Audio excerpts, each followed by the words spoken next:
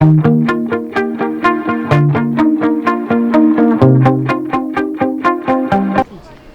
papa, qu'est-ce qu'on fait ici? Ben, tu vois Charlotte, on est à Cassis parce que on prépare le séminaire de l'ANAPLA, le congrès de l'ANAPLA. Donc on est venu repérer, on est venu découvrir les choses avant pour ensuite pouvoir les faire partager à tous les gens qui vont venir, à tous les congressistes. Alors Cassis, c'est une ville dont l'origine remonte au 1er siècle. Il y a son port. Derrière la caméra, on ne le voit pas, mais il y a la plage avec les gens qui prennent le soleil. On est fin juin, il fait beau, il y a du soleil, du ciel bleu. Les falaises sont magnifiques. Et on est venu passer une petite journée pour préparer ce congrès et puis voir un petit peu que ici on a beaucoup de choses à faire partager et on va essayer de vous accueillir tous du mieux possible.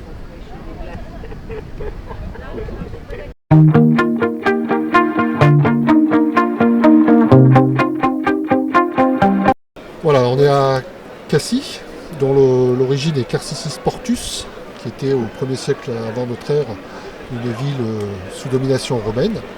Et puis le village s'est développé autour de son port, de son activité portuaire, de la pêche. Il y a un petit château médiéval qui est aujourd'hui aménagé en chambre d'hôte. Et puis Cassis aussi réputé pour son vin, à la fois du rouge, du blanc et du rosé. Et ça, vous aurez la chance d'en découvrir et de le goûter tout à l'heure. Cassis aujourd'hui, c'est une petite bourgade de 7000 habitants en hiver et sans doute jusqu'à 70 000 en été au moment du plus haut de la fréquentation touristique. Alors je vais citer Frédéric Mistral, le célèbre auteur provençal. Alors je ne vais pas vous le faire en provençal parce que je ne maîtrise pas, mais je vous le fais la traduction en français. Qui a vu Paris, s'il n'a pas vu Cassis, peut dire « je n'ai rien vu ». Et vous voulez même pas essayer en provençal? Essayez en provençal. Alors en provençal, qu'a vist Paris, c'est nous n'a vist Cassis, pour dire n'y a rien vist. Et ben voilà.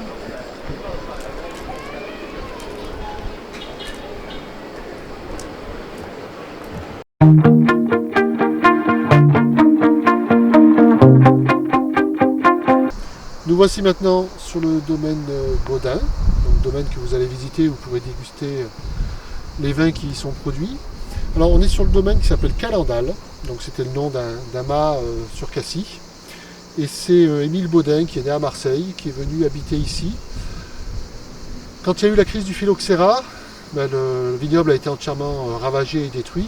Et il a fallu attendre les années 1900 pour qu'on commence à réimplanter des vignes pouvant résister au phylloxéra. Donc ce sont des plants qui venaient des États-Unis, entre autres du Texas. Et Émile Baudin va être à l'origine d'un vin qui est très minéral et qui fera la réputation du domaine, en particulier donc un muscat. C'est un vin sec et minéral, comme je l'ai dit, et Baudin sera le premier en Provence à vendre du vin en bouteille. Alors aujourd'hui ça nous semble aller de soi, mais à l'époque c'était complètement nouveau. Et il a pu ainsi commercialiser son vin dans toute la Provence et bien au-delà. Et en 1936, le vin de Cassis, et en particulier celui de ce domaine, a reçu une des toutes premières AOC de France, donc une appellation d'origine contrôlée, avec des vins comme ceux de Tavel, ceux de Châteauneuf-du-Pape et d'autres. Donc voilà, un vin qui a pu bâtir sa réputation sur ce goût très, très sec, très minéral, avec des vignes qui sont baignées de soleil une grande partie de l'année. Et vous pouvez voir derrière moi les vignes, le paysage. Et on a là vraiment un cadre très bucolique, un cadre enchanteur. J'espère que le vin vous plaira, vous allez pouvoir le déguster et vous pourrez bien sûr en acheter.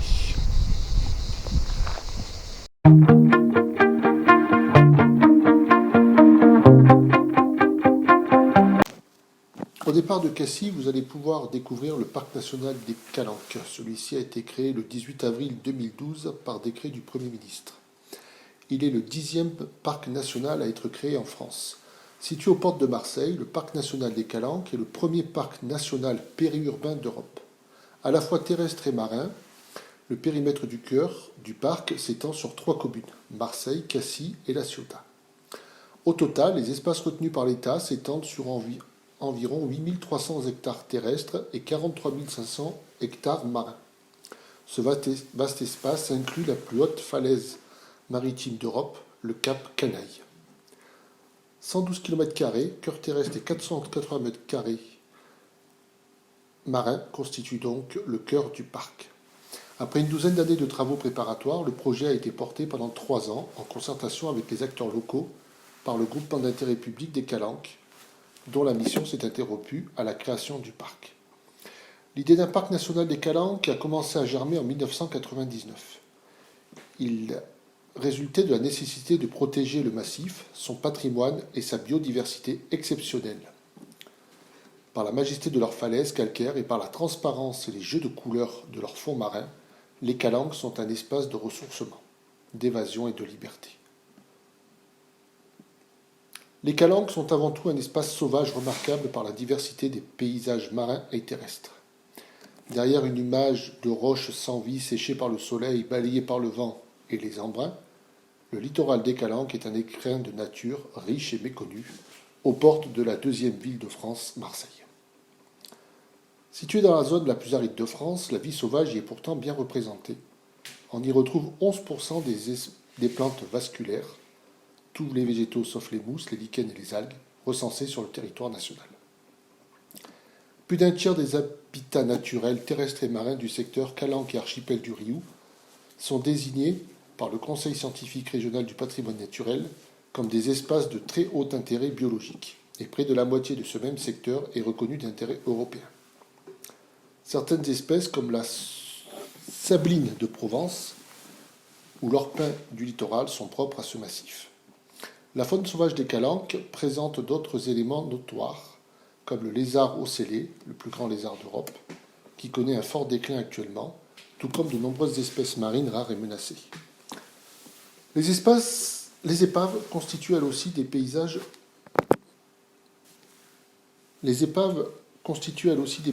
sous-marins remarquables, par une faune fixée ainsi que par l'ambiance et le mystère qu'elle dégage. Les falaises calcaires monumentales sont creusées de nombreuses grottes. L'une d'entre elles, immergée, renferme un précieux trésor. C'est la fameuse grotte Cosquer, du nom de son inventeur, avec ses belles peintures préhistoriques. C'est un élément majeur de l'art pariétal au niveau mondial.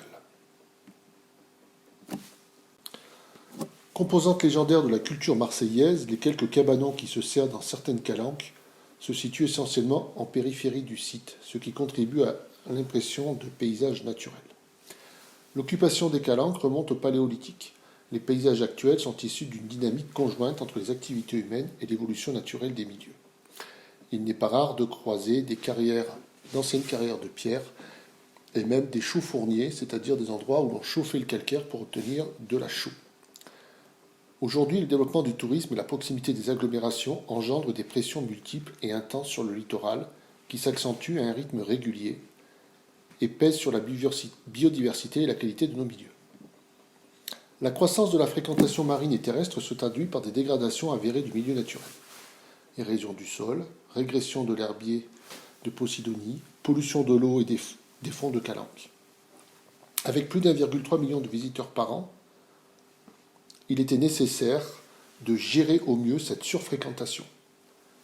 La création de ce parc national des Calanques répond, ou en tout cas se veut répondre à ces différentes problématiques. Ce milieu est particulièrement sensible aux incendies. Il y a en moyenne un feu tous les 15 ans dans les Calanques, contre 25 pour le département des Bouches-du-Rhône. Le dernier grand feu en 1990 a détruit 3500 hectares sur les 6000 hectares du périmètre Natura 2000. Sécheresse et vents violents accentuent les risques. Il existe aussi une forte pollution résultant de la présence limitrophe de la ville de Marseille ou d'autres agglomérations. Il convient donc de gérer au mieux aussi ces différents rejets.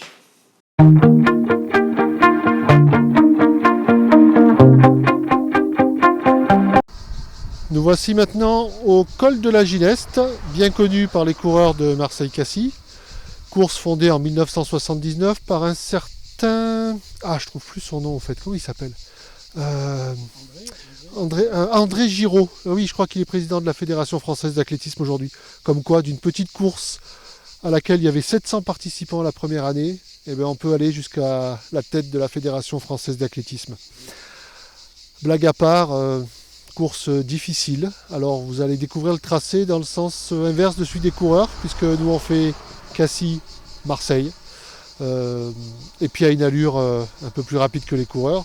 Enfin, il faut quand même signaler que pour couvrir les 20 km, le record est quand même d'un peu plus de 57 minutes, c'est-à-dire un chrono de classe internationale, puisque le parcours est loin d'être simple et loin d'être plat. La montée de la Gineste depuis Marseille est quand même pénible, et la descente sur Cassis casse les jambes. Voilà, donc c'était une petite façon de rendre hommage à André, à son bébé. Son bébé qui nécessite toujours beaucoup de travail, plus de 800 bénévoles. Mais voilà, tout le monde connaît cette course mythique du Sud, celle qui relie Marseille à Cassis par la route des Calanques. Calanques que vous allez découvrir par la mer. Ben là on les découvre par le dessus, par cette route, par cet asphalte qui fait souffrir les coureurs le dernier week-end du mois d'octobre, et ce depuis 1979.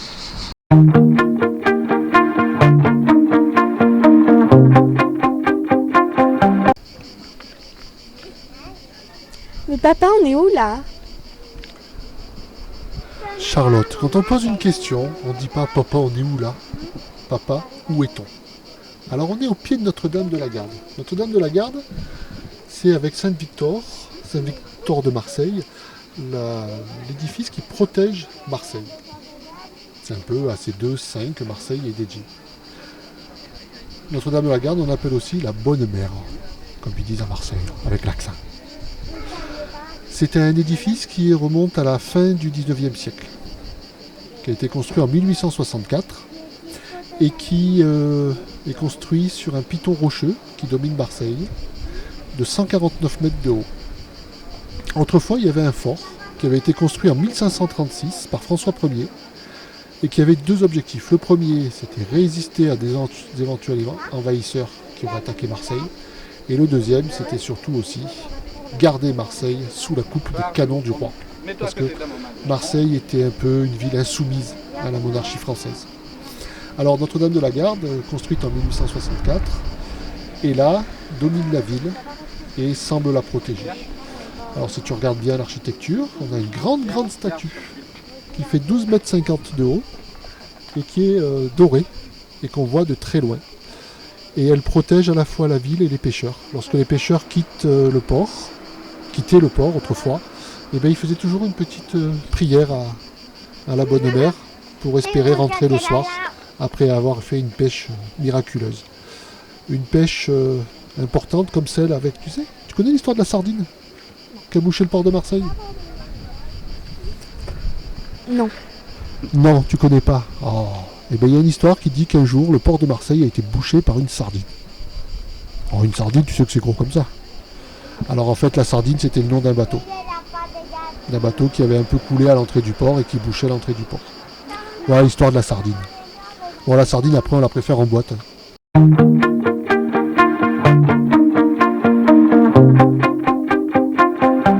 Voilà, maintenant nous sommes au pied de Notre-Dame de la Garde, avec derrière moi une vue sur le Vieux-Port. Le Vieux-Port qui a une origine, une occupation probablement dès la préhistoire, mais c'est surtout avec l'arrivée des Phocéens qui viennent d'Asie mineure, donc de la Turquie actuelle, qui sont venus s'installer probablement vers le 6e siècle avant notre ère, sur ce site qu'ils ont appelé le Lacidon, donc qui est en fait à l'origine une petite crique naturelle, et qui a été au fil des siècles aménagé pour former aujourd'hui le Vieux-Port. Alors lorsqu'il s'installe, il y a une légende. On a un roi phocéen qui serait venu s'installer ici et qui aurait, donc il s'appelle Protis, il aurait rencontré Gyptis, qui est une jeune femme issue d'un peuple local. Il y a eu un banquet en l'honneur des marins phocéens. Et puis, coup de foudre, ils se marièrent eurent de nombreux enfants. En fait, derrière cette légende qui est très belle, mais qui n'a aucun fondement historique, c'est tout simplement la naissance d'une nouvelle civilisation. Alors, vous avez tous entendu parler des Gallo-Romains, mais on pourrait parler des Phocéo-Gallo, des Gallo-Phocéens, enfin on peut appeler ça comme on veut. En tout cas, c'est ce mélange de culture à la fois grecque, hellénistique, mais aussi de culture gauloise, qui va donner naissance donc à cette ville de Marseille. Marseille qui revendique le statut de ville la plus ancienne de France. Alors effectivement, l'archéologie montre bien une occupation dès le 6e siècle avant notre ère, et ça en fait de fait la ville la plus ancienne de France. Voilà, donc un port qui se développe au fil des siècles, une ville qui se développe, mais pendant très très longtemps, il n'y a que la partie plutôt ouest de la ville, enfin du vieux port qui est développé. Le reste est plus ou moins laissé en friche. Et puis par la suite, Marseille va grossir. Aujourd'hui, Marseille, c'est un peu plus d'1 million d'habitants, mais qui est, comme on peut le voir, constitué d'îlots, de sortes de villages qui ont fini par l'accroissement, par l'étalement urbain, à se rejoindre les uns les autres pour former l'agglomération de Marseille. Mais il y a vraiment une vraie identité de quartier à Marseille. Chacun a sa place, sa petite place, son bistrot, sa mairie, et tout ça constitue une sorte de puzzle et qui forme l'actuelle ville de Marseille.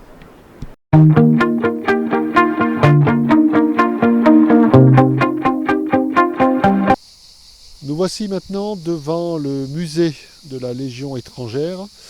C'est ici à Aubagne que le commandement de la Légion a son siège, et c'est ici que se trouve le premier régiment de la Légion étrangère. Donc nous aurons la chance de pouvoir visiter le musée de la Légion, musée d'un régiment, ou en tout cas d'un corps de l'armée de terre, sans doute le plus connu, peut-être le plus prestigieux de l'armée de terre française, la Légion étrangère, qui a son origine dans les années 1831-1832, au moment où la France se fait la conquête de l'Algérie. Elle se dote d'un corps de combattants étrangers. Alors pour la petite histoire, à l'origine, aucun officier ou sous-officier voulait commander ce ramassis de soldats étrangers. Après, des combattants étrangers dans l'armée française, ce n'est pas récent, hein. La France a toujours fait appel, depuis le Moyen-Âge, à des corps étrangers, à des mercenaires étrangers. On peut citer les fameux gardes suisses qui ont été massacrés en août 1792 au Palais des Tuileries. On peut parler aussi des mercenaires suisses, des mercenaires allemands, des mercenaires autrichiens, écossais aussi, en pleine guerre de 100 ans. Donc voilà, une vieille tradition française, mais là la Légion étrangère est fondée sur un contrat un peu différent, où les étrangers entrent à la Légion et en ressortent après leurs années de service avec une carte d'identité française, c'est-à-dire une mesure de naturalisation. Alors aujourd'hui, c'est un corps d'élite de l'armée de terre. C'est souvent les légionnaires que l'on envoie en premier sur les points chauds. Et donc régulièrement, ils sont envoyés à différents endroits dans le monde. Je pense par exemple à Colvézi, dans les années 80. Au musée de la Légion, vous verrez une pièce qui est un petit peu... alors le point d'orgue de ce musée, c'est la fameuse main en bois du capitaine d'Anjou. Et cette relique, on pourrait presque dire, est vénérée par les légionnaires. C'est presque un objet saint. Et c'est surtout autour de l'ostentation de cette main que se fait un véritable engagement du légionnaire à servir et à mourir pour la France si besoin est. Donc le capitaine d'Anjou était à la tête d'un tout petit groupe d'hommes dans la guerre du Mexique. Donc on est là dans les années 1863-1867, en plein conflit du Mexique. Donc c'est Napoléon III qui a envoyé des soldats français pour soutenir Maximilien, qui était un Autrichien à Habsbourg, pour être roi du Mexique. On l'a fait à la tournée court et ça s'est plutôt mal fini. Mais en 1863, 67 légionnaires sont dépêchés pour sécuriser une route. Et face à des rebelles mexicains, ils décident de prendre les devants et ils vont s'enfermer dans un tout petit village dans lequel ils vont se battre. Ils vont même y mourir. Donc c'est la fameuse hacienda de Cameron. Et sur les 67 légionnaires engagés, il y a le capitaine d'Anjou. Il avait été blessé par un tir d'artillerie dans les années antérieures et il avait donc une main en bois. Et c'est cette main que les Mexicains vont rendre par la suite à la France et que les légionnaires vont presque sacraliser comme étant le symbole de l'abnégation, de l'obéissance et du sacrifice qu'un légionnaire est capable de faire.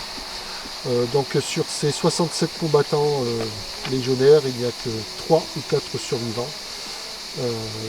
Voilà, ils se sont rendus faute de munitions. Ils ont affronté probablement entre 4000 et 5000 Mexicains et leur ont fait face avec tout le courage dont ils étaient capables. Et la plupart bien sûr ne sont pas revenus.